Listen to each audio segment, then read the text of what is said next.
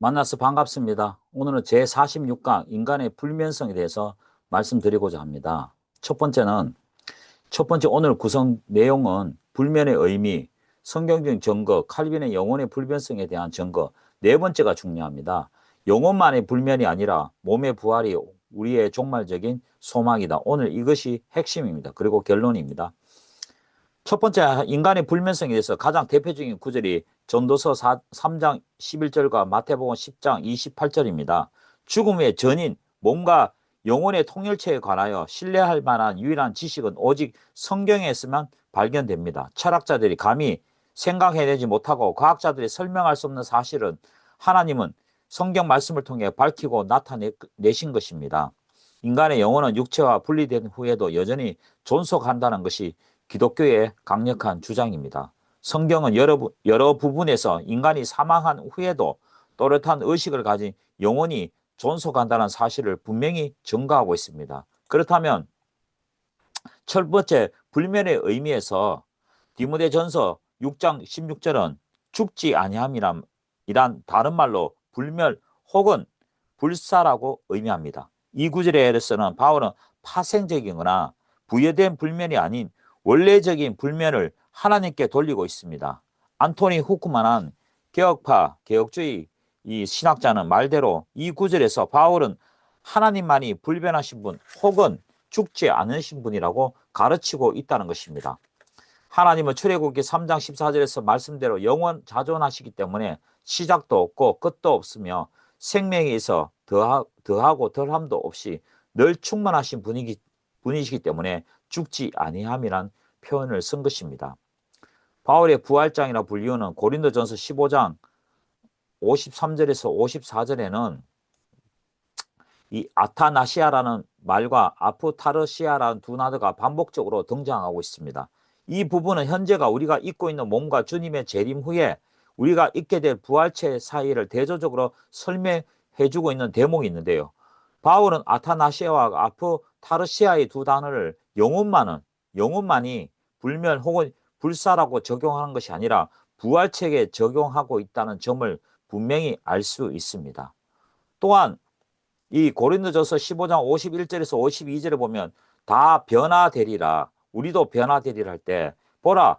여기서 보라는 것은 주의를 환기시키고 집중시키라고 하는 감탄사입니다. 그렇게 너에게 비밀을 말하노라. 비밀을 말한다는 것은 하나님의 계획 속에 감추어진 신비스러운 일, 비밀이며 그가 계시하는 사람들에게 알려주는 것입니다. 그 신비스러운 것은 주님께서 재림하실 때 죽지 않고 살아남은 자들이 있을 것이며 그때 그들은 모두 순식간 여기 보시면 순식간 호련이라 했죠. 순식간은 더 이상 쪼갤 수 없는 최소한의 시간이며 매우 짧은 시간을 의미합니다. 그래서 눈 깜빡할 사이에 호련이라는 것은 눈 깜빡할 사이 모기가 윙윙거리거나 수금을 떨리거나 별이 반짝이는 것을 나타내며 역시 이것도 짧은 시간을 의미합니다. 그때 마지막 나팔 소리가 울려 퍼질 때 문자적인 것이 아니라 이 나팔 소리가 난다는 것은 문자적인 것이 아니라 하나님의 현현을 알리고 죽은 자를 일깨우는 신호라고 이해할 수 있습니다. 그때 우리가 모두 변화가 된다고 할 것입니다. 나팔 소리가 울리면 죽은 사람들의 썩지 않는 몸으로 일으켜질 것이고 우리도 변화될 것입니다. 나팔 소리가 울리면 두 가지 일이 일어날 것입니다. 첫째는 그리스도의 재림 전에 죽어 이미 육체를 잃어버린 사람들은 썩지 않는 영광의 몸으로 일으켜질 것입니다. 둘째는 우리도 변화될 것입니다. 그때까지 죽지 않고 살아있는 사람들은 육체의 변화를 받아 같은 몸이 되어 주님을 맞이할 것입니다. 바울의 이 구절에서 아타나시아를 단지 영혼의 불멸이 아니라 전체 사람의 불멸이라는 것을 의미하는 것으로 파악되며 안토니 후쿠마가 적시한 대로 여기에는 영혼의 불멸이라는 개념에 대한 힌트가 전혀 없다고 결론을 지을 수 있습니다. 불멸, 불사랑 관련된 헬라 단어 아프타르시아에서는 신약에서는 8번 사용하고 있습니다. 여기 보시면 로마서 2장 7절 썩지 아니함, 고린도전서 15장 42절에 썩지 아니할 것, 그리고 고린도전서 15장 50절 썩지 아니할 것, 디모데후서 1장 10절 썩지 아니할 것. 이처럼 타르시아의 명사를 용례를 살펴본다면 영혼만이 불멸을 적시해주는 구절이 한 군데도 없다는 사실을 우리가 분명히 알 수 있습니다. 그래서 후크만은 모든 용례를 검토한 후에 이 구절들 중 어느 곳에도 영혼이라는 단어가 사용되지 않았다고 말해줍니다. 뿐만 아니라 형용사가 이 아프타르토스의 용례도 검토할 필요가 있는데 후크만은 간단 명료하게 그 용례들을 다음과 같이 잘 분석해주고 있습니다. 이와 관련된 형용사인 이 썩지 않을 것의 명사의 형용사는 이 아프타르토스는 신약에서 7번 사용된다고 합니다. 이 단어는 하나님, 부활의 몸, 죽은 자들이 썩지 아니할 것을 다시 살아나고 바울이 얻을 예수는 멸류관, 온유하고 안정한 심령에 썩지 않을 보석, 우리가 그로부터 거듭나게 된 썩지 않을 시, 우리를 위해 하늘에 간직된 썩지 아니할 유업 등을 묘사하는 데 사용되었습니다. 어느 경우에도 이 단어는 영혼을 묘사하는 데는 한 번도 사용되지 않았습니다. 우리는 신약에서 불멸불사라고 관련되어 사용되는 이 두 단어를 용례를 살펴보았는데요. 적어도 성경에서는 이 단어가 사용되질 때는 영혼에 적용된 경우는 없고 부활체나 장차 우리가 전인으로 누리게 될 복된 삶에 대해 적용하고 있다는 점을 간과해서는 안 될 것입니다. 다만 늘 주의를 요하는 바는 이러한 분석과 평가의 말이 마치 중간기 상태의 영혼만의 존재를 부정한 것처럼 오해해서는 안 된다는 것입니다. 인간의 불면은 인간의 죽음으로부터 부활할 때까지 거하게 되는 중간기 상태에 대한 교리와 부활, 심판, 그리고 영생과 영원한 형벌에 대한 교리의 근원이 되는 동시에 그 모든 교리들을 떠받치고 있는 근본 교리가 되는 것입니다. 한편 이러한 전인의 영원성은 하나님의 영원하고 불면하신 속성에 기인한 것으로서 그분의 본래적이고 영원적이며 불변하신 속성이 인간에게 반영됨을 가능하다는 것입니다. 그러나 본래 불멸이란 용어는 오직 하나님께만 적용되는 단어이므로 하나님의 본질적인 속성인 초유적 불멸과 인간이 지닌 불면이 하나님의 의지에 따라 변화되며 시작이 있는 초유적 불면은 모든 시간적 제한을 초월한 것으로 영원 전부터 스스로 소유하고 계신 것으로서 절대의 외부의 어떠한 요인에 의해 영향받지 않는 완전한 영혼이란 점입니다. 이러한 불면성이 하나님이 아닌 피조물에게 사용될 때는 두 가지 의미를 갖습니다. 즉 믿는 자의 경우에는 하나님과 더불어서 축복된 상태를 누리는 것을 영생이라고 합니다. 또한 사단이나 악인의 경우에도 죽지 않고 영원히 고통당함으로 영생이라고 할 수 있습니다. 그러나 이들의 경우에는 영생이라고 말하지 않고요. 영벌이라고 부릅니다. 두 번째는 성경적인 증거입니다. 구약의 증거에서 하나님께서 첫 번째 태초에 하나님께서 태초에 사람을 창조하실 때 불멸의 존재로 창조하셨습니다. 이 오타가 있네요. 하나님께서는 아닙니다. 사람은 들짐승이나 조류들이나 어류들처럼 죽음을 위하여 창조되지 않았습니다. 사람은 범죄하여 영생복락을 상실하였을지라도 불사를 상실한 것은 아닙니다. 사람은 창조되는 순간부터 시작되는 불면의 존재가 되었습니다. 둘째, 하나님께서 태초에 사람을 창조하실 때 자신의 형상대로 창조하셨습니다. 그러므로 사람은 영원하신 하나님과 직접 교제할 수 있는 독특한 존재가 되었습니다. 영원하신 하나님과의 교제를 위하여 교제의 대상인 사람들에게 영생을 주셔야 하지 않겠습니까? 하나님의 형상을 상실한 사람의 영혼은 불사하며 하나님의 형상을 회복된 사람의 영혼은 불사 영생입니다. 셋째는 하나님께서 사람들에게 영혼을 사모하는 마음을 심어주셨습니다. 전도서 3장 11절에 있죠. 사람은 죽음의 월편에 영혼을 사모합니다. 사람의 마음속에 영혼을 사모하는 마음은 사람의 상상물이나 창작물이 아닙니다. 영혼 자존, 진실, 전능하신 하나님이 사람의 마음에 영혼을 사모하는 마음을 주시고 영혼 세계는 주시지 않으리 만무합니다. 다시 말하면 영혼을 사랑하는 마음을 주신 하나님은 그 사모하는 영혼 불사도 주시지 않겠습니까?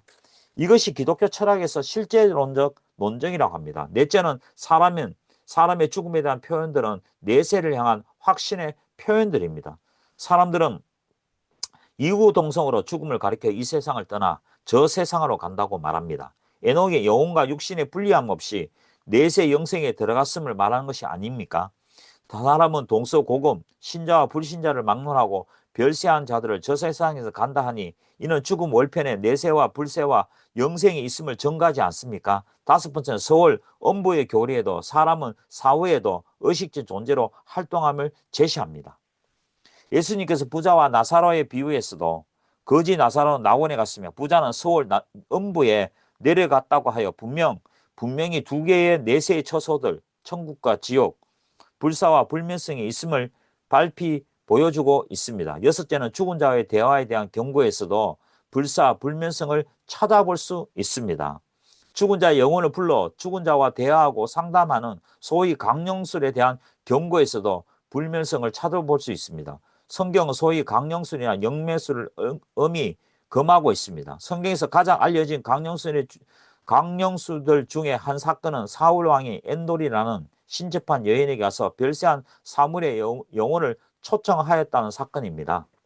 하나님께서는 강령술이나 영매술 같은 것을 엄히 금하시고 또 그런 자들은 크게 벌하시나 강령술자들이나 영매술자들의 죽은 자의 영혼에 대하는 것을 불가능하거나 부인하지는 않으셨습니다. 일곱 번째 마지막으로 죽은 자의 부활에 대한 계시에서 불사 불면의 진리를 발견합니다. 이사야 선지자와 다니엘 선지자도 부활의 진리를 통하여 불면성의 진리를 함의적으로 가르치고 있습니다. 신약의 증거입니다. 첫째는 그리스도의 부활은 사후의 영생을 분명히 증명하고 있습니다. 그리스도는 영생의 진리를 선포한 후에 자신의 신적 초자연적 능력의 역사로 사망과 음부의 권세에서 다시 부활하심으로 그의 사실성을 증명하셨습니다. 불면성에 대한 증거들 중에 가장 인상적이며 확실한 것은 그리스도의 부활입니다. 그리스도의 부활은 죽음 후의 생활을 가장 잘 증명해 주고 있습니다. 둘째는 의인과 악의 모두 사후에도 계속적으로 존재함을 분명히 가르치고 있습니다. 사후에도 신자들의 영혼이 생존한다는 보도는 마태, 누가, 요한복음, 고린도후서 등이며 불신자들의 영혼도 생존한다는 보도는 마태복음과 로마서와 고린도후서 등에 기록되고 있습니다. 셋째는 육체의 부활은 미래의 존재를 말합니다. 신자들에게 있어서 부활은 몸의 구속으로 이루어지며 하나님과 교통하는 온전한 생애, 즉 행복 충만한 영생으로 들어감을 뜻합니다. 불신자들에게 있어서 부활은 계속적인 존재를 의미할 것이나 그것을 영사라고 부릅니다. 그 이유는 불신자들의 부활은 사망에 이르는 부활이기 때문입니다. 셋째는 육체의 부활은 미래의 존재를 말합니다. 신자들의 불멸불살이란 단지 끝없는 존재만을 강조하는 것이 아니라 또한 참으로 복된 삶의 영원한 계속을 의미합니다. 넷째는 신자들의 천상에서 행복한 삶은 영생을 증명하는 것입니다. 세 번째는 칼빈의 영혼의 불멸성에 대한 증거입니다. 첫 번째는 양심이죠. 양심이 선악을 가려내며 하나님의 심판에 응하게 된다는 사실은 곧 불멸성에 대한 증거입니다. 두 번째는 하나님에 관한 인식입니다. 이것은 이 세상을 초월하여 불멸성을 충분히 입증해 줍니다. 왜냐하면 사라져 없어지는 세력은 생명의 근원에까지 도달할 수 없기 때문이죠. 세 번째는 인간 정신의 여러 가지 고귀한 기능입니다. 이것들은 불면적인 실제의 증거가 되는 것이죠. 네 번째는 수면 잠입니다. 왜냐하면 수면은 아직 발생하지 않는 사건의 관념을 우리에게 암시하여 줄 뿐 아니라 미래에 예시해 주기 때문입니다. 다섯 번째는 성경의 증거입니다. 아까에도 말씀드렸지만 구약과 성경의 증거가 명백하게 드러나는 것입니다. 여섯 번째는 하나님의 형상입니다. 인간이 하나님의 형상대로 창조되었다는 것은 불면성의 확정을 더욱 공고히 해줍니다. 그리고 영혼만이 하나님의 영광의 자소라고 칼빈은 주장하였습니다. 칼빈은 플라톤의 영혼의 불면성을 아무리 명백히 주장했다 하더라도 세속 철학자들에게서는 영혼에 대한 올바른 정의를 찾는다는 것은 어렵고 어리석은 일이라고 합니다. 오늘 제일 중요한 것은 네 번째입니다. 영혼만의 불멸이 아니라 몸의 부활이 우리의 종말적인 소망입니다.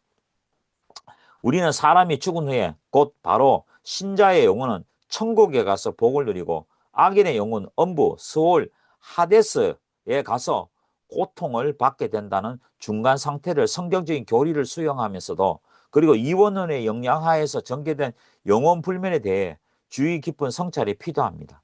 고대로부터 사람은 죽은 후에 영혼이 존재한다는 것에 대한 다양한 신념과 사상들을 가지고 있었고 플라톤과 칸트 같은 철학자들은 불멸의 개념을 사유의 대상으로 삼아 활용하기도 하였습니다. 그러나 그와 같은 영혼 불멸론은 사람의 존재가 하나님의 형상을 따라 전인으로 영혼과 육체의 통일체로 지어졌다는 것이나 죄의 결과가 육체의 죽음이 들어왔지만 궁극적으로 몸의 부활에 참여하게 된다는 거 하는 기독교적인 소망에 전무하다는 것을 우리가 주목해야 합니다.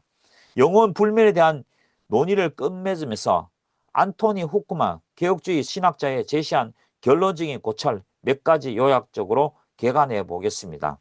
이것은 개혁주의 종말론이란 새로 이상우 교수가 쓴 이 책에 잘 기록이 되어 있습니다. 첫 번째는 성경은 영혼 불멸이란 용어를 사용하지 않습니다. 이때까지의 종말에 대한 교리를 보면 대부분 영혼의 불멸이라는 용어를 씁니다. 그러나 이 단어는 부활 시 인간의 완전한 존재, 영혼과 육체의 통일성으로 적용이 됩니다. 또한 두 번째는 성경은 영혼의 본질적인 불면성으로 인해 영혼이 계속 존재한다고 가르치지 않습니다. 성경은 인간이 하나님에 의해 창조되었으므로 자신의 존재를 위해 계속해서 하나님께 의존하고 있다고 가르치고 있기 때문입니다. 세 번째는 성경은 죽은 후에 계속 존재하는 것만이 가장 바람직하다고 가르치지 않고 하나님과 교제하는 삶이 인간의 가장 큰 선이라고 주장하고 있습니다. 죽산 박형룡 박사도 역시 신체가 해소될 때 영혼은 그 해소에 참여하지 않고 개성적 존재로 따로 남아있다는 것은 자연종교 혹은 철학의 교설 중에도 자주 발표한 바라는 점을 명시하면서도 그러나 성경, 종교, 신학이 근본적 흥미를 두는 것은 이렇게 순전히 양적이며 무색채한 영생, 영혼의 시속성이 존재만을 의미하는 영생이 아니라고 지적해 주고 있습니다. 네 번째는 인간의 미래에 대한 성경의 중심 메시지는 오늘 제일 중요한 것은 이 네 번째입니다. 다섯 번째입니다. 인간의 미래에 대한 성경의 중심 메시지는 몸의 부활입니다. 하나님은 인간을 몸과 영혼이란 전체로 통일체로 창조하셨습니다. 인간은 몸과 별개로 완전하지 않습니다. 그래서 인간은 부활한 몸으로 미래의 온전한 사람으로 살아야 됩니다. 이 불면성은 영생 또는 부활과 밀접한 관계를 갖습니다. 영생은 불면성의 적극적인 면, 즉 하늘나라 생명을 나누어 가지는 측면을 말하고 불면은 영생의 미래적인 면을 의미합니다. 부활 혹은 그리스도의 재림 때에 살아있는 신자의 변형은 불면을 얻는 수단입니다. 그러므로 인간과 관련하여 영혼의 불면이라는 용어를 사용하지 않고요. 영혼이 아니라 인간의 불면입니다. 인간의 불멸, 그렇게 인간 전체 몸과 영혼의 통일체가 불멸이라고 합니다. 그러나 인간의 몸은 부활을 통해 변형되어야 하며 그 불면을 온전히 누릴 수 있습니다. 죽산 박형룡 박사도 역시 영생의 종류를 절대적 영성, 계속적 존재, 타락 이전의 순정 상태, 최고 의미의 영생 등으로 나눠서 서술하면서 요한복음 11장 25절에서 26절에 약속된 것이 최고 의미의 영생, 죽음을 침해를 받을 가능성이 없이 영속할 지복 상태의 생명이라고 적시해주고 있습니다. 또한 신자들에게 있어서 몸의 부활을 의미하는 바에 대해서 신체의 구속과 하나님과 더불어 교통하는 완전한 즉 행복 충만한 영생의 전입을 의미한다고 해설해주고 있습니다. 결론적으로 우리의 영혼은 육체적 죽음 이후에도 의식적 존재로 계속해서 존재할 것이며 악인조차도 영혼이 멸절되거나 소멸되는 일이 일어나지 않고 계속해서 존재하게 될 것이란 것이 성경적인 가르침입니다. 그럼에도 불구하고 성경은 그리스도의 영혼만 불멸불산론에 관심을 보이지 않고 신자가 장차 누리게 될 몸의 부활과 전인 영혼과 육체의 통일체로서의 복된 삶이 영혼 불멸, 불사라일 것이라는 점을 강조하고 있고 그와 같은 미래적인 소망을 학수고대하도록 안내하고 있다는 점을 우리가 잊지 말고 명심해야 될 것입니다. 다음 주에 찾아뵙도록 하겠습니다. 감사합니다.